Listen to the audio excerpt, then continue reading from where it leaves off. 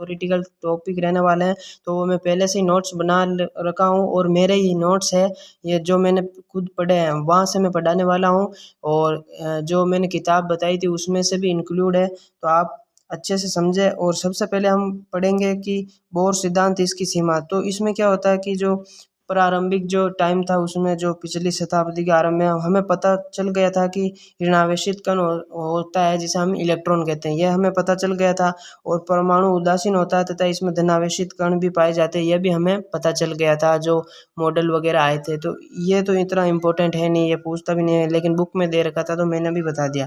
इसके बाद में आता है रदरफोर्ड का प्रयोग, जो ये है रदरफोर्ड का प्रयोग। और इसमें रदरफोर्ड के साथ जो गीगर मार्शलन जो इनके असिस्टेंट थे, उन्होंने भी इनके साथ किया था। तो ये रदरफोर्ड जो है, रदरफोर्ड का प्रयोग नाम दे देता है या गीगर मार्शलन का प्रयोग दे देता है ना, तो इससे कंफ्यूजन नहीं होना चाहिए।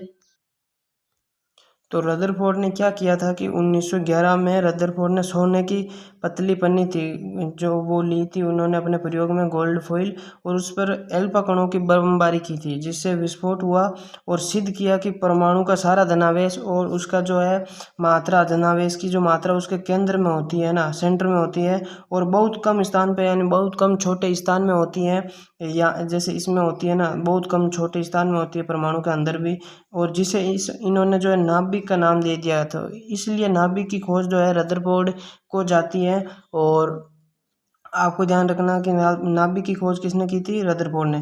फिर क्या होता है, नीचे का दिख नहीं रहा है, कि बाहर का स्थान जो होता है ना, ये वाला स्थान, तो ये वाला स्थान जो है इलेक्ट्रॉन के लिए होता है। लेकिन क्या हुआ कि रदरफोर्ड जो है, आपने पढ़ा होगा कि 12th क्लास में, ये इलेक्ट्रॉन जब चक्कर लगाएगा तो इस नाभिक से टकराएगा ना, तो क्या होगा कि ये अस्थायी हो जाएगा। लेकिन ये नाभिक जो है स्थायी होता है। इसकी जो व्याख्या जो है रदरफोर्ड नहीं कर पाए थे, इसलिए इनका मॉडल असफल हो गया था।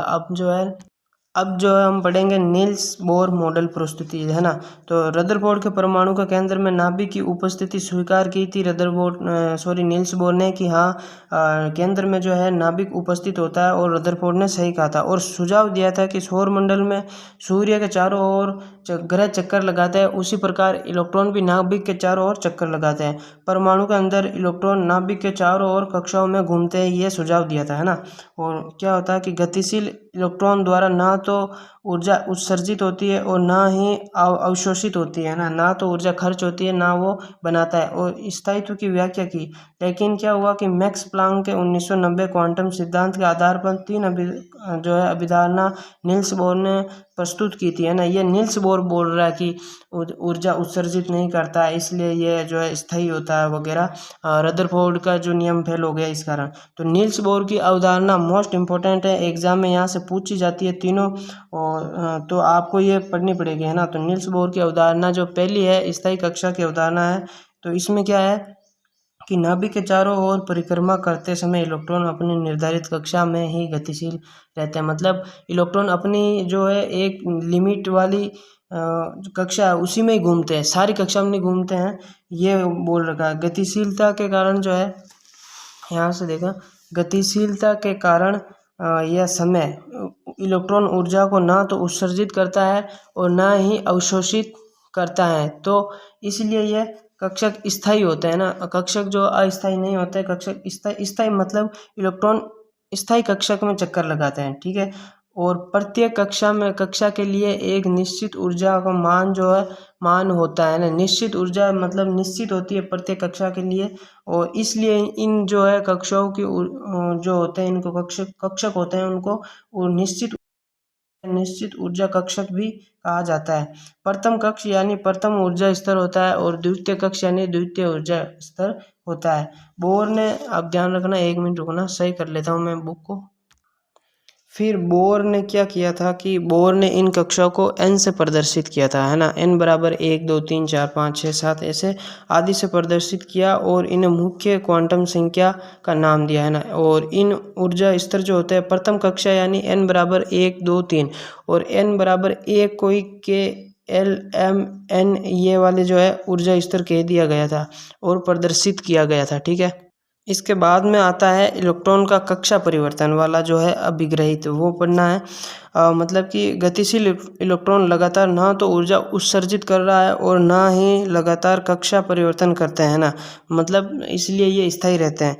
ये एक कक्षा से दूसरी कक्षा में जो है छलांग लगा कर जाते हैं और ऐसा करते समय दोनों ऊर्जा स्तरों की ऊर्जाओं के अंतर समान रहता है, मतलब ऊर्जा में कोई आपको डिफरेंट नहीं मिलेगा, इसलिए कोई अस्थायी नहीं होता है। और इसलिए ये लिख भी रखा कि समान ऊर्जा का अवशोषण तथा उत्सर्जन करते हैं, मतलब जितनी ऊर्जा का ये लेते हैं उतनी वापस निकाल देते हैं। और इन ऊर्जा स्तरों के ऊर्जा मान E2 व E2 हैं। हम अगर बोल रहे ऐसे डेरिवेशन कर रहे हैं कि अगर दो ऊर्जा स्तर है, मान लो ये E1 है, ये E2 है ना, E1 ये है और E2 है। यहाँ पे E1 से E2 अगर इलेक्ट्रॉन जाता है तो जितनी ऊर्जा लेके ये E2 में जाएगा, वापस अगर E1 में आएगा तो उतनी ऊर्जा निकाल के वापस आएगा, तो ऊर्जा अंतर जो है समान हो गया। अब हम मानते हैं कि E2 व E1 है तो अवशोषित तथा उत्सर्जित जो है ऊर्जा कितनी होगी, तो ये हमने जो है प्लांक नियतांक और प्लांक का फॉर्मूला पढ़ रखा कि E बराबर होता है एच म्यू, है ना। तो E बराबर प्लस माइनस एच म्यू यहाँ पे क्या होती है, ऊर्जा के लिए आता है, जो फोटोन के लिए ऊर्जा होती है उसके लिए आता है। तो हम यहाँ पे होगा E2 माइनस E1 कर देंगे कि कितनी लेके गया था और कितनी निकाली, ये वाला फॉर्मूला रहता है। इतना कोई खास नहीं है लेकिन बताना था इसलिए मैंने बता दिया। अब आता है कोणीय संवेग। तो कोणीय संवेग में क्या है कि नाभिक के चारों ओर गतिशील इलेक्ट्रॉन का कोणीय संवेग जो है पूर्व गुणज का क्वांटित होता है, यानी NH/2 का, H/2 का जो है पूर्व गुणज का क्वांटित होता है। यानी क्या है कि जब इलेक्ट्रॉन वर्ताकार कक्ष में ये जो चक्कर लगाएगा नाभिक के चारों ओर लगाएगा, तो ये जो है V1 वेग से लगाएगा, R1 इसकी त्रिज्या होगी पहले कक्षक के कक्षक में, फिर ऐसे LMN में लगाएगा। तो इसका कोणीय संवेग जो होता है, कोणीय संवेग का जो फॉर्मूला होता है MVR होता है। और पूर्व गुणज होगा, किसका पूर्व गुणज होगा, तो होगा H/2 का, है ना। तो कोणीय संवेग और पूर्व गुणज को हम इक्वल करते हैं तो MVR बराबर NH/2 आएगा। N क्या है, N यहाँ पे कक्षा हो सकती है कोई भी 1 2 3 के LMN वाली, है ना। तो फिर हम यहाँ से वेग निकालेंगे, तो वेग बराबर क्या हो जाएगा इलेक्ट्रॉन का NH/2πmR, और n का मान 1 2 3 4 यहाँ पर है, और जो कि पूर्णांक होना चाहिए, बाकी कोई नहीं होना चाहिए, ठीक है। जैसे कि MV1R1 बराबर H/2π है, तो ये फर्स्ट कक्षा के लिए, सेकंड कक्षा के लिए, थर्ड कक्षा के लिए, फोर्थ कक्षा के लिए जो S निकालते हैं। और ये जो KLMN है ये कोश है, ध्यान रखना, है ना। मान लो आपको मैंने कक्षा एक क्वेश्चन दिया है कि MVR बराबर 6H/2π, ये कौन से कोश है, तो ये 6 को मतलब 6 नंबर कोश है। कोश कौन सा होगा, तो ये जहाँ पे ये आगे लिखा रखा होगा कोश। आप ऐसा मत करना इसको और इसको काट के ये मत बता देना कि 3 होता है, नहीं, ये मतलब कि आगे जो लिखा होता है n, इसकी जगह ये किसकी होती है, n की होती है, तो n क्या होता है, कोस होता है। तो इसलिए पहले ये बताना कि 6 नंबर कोस है, फिर आपको काट के इसको सोल्व करना है अगर वेग निकालना है तो, ठीक है। तो आज की वीडियो हम इतनी ही रखेंगे। इसके आगे जो है इलेक्ट्रॉन का वेग और एनर्जी के फॉर्मूले ड्राइव करने हैं, तो मैं आपको पूरे मैं ड्राइव करके बताऊंगा और पूरा समझाऊंगा। तो आप अच्छे से इन चीज़ों को देख लेना, पूरे ये नोट्स ही है, आपको यही वाले लिख लेने हैं आपको अगर अच्छा लगे तो। और बाकी चैनल पे नए हो तो चैनल को सब्सक्राइब कर देना, वीडियो अच्छी लगी तो लाइक कर देना। जय हिंद, जय भारत।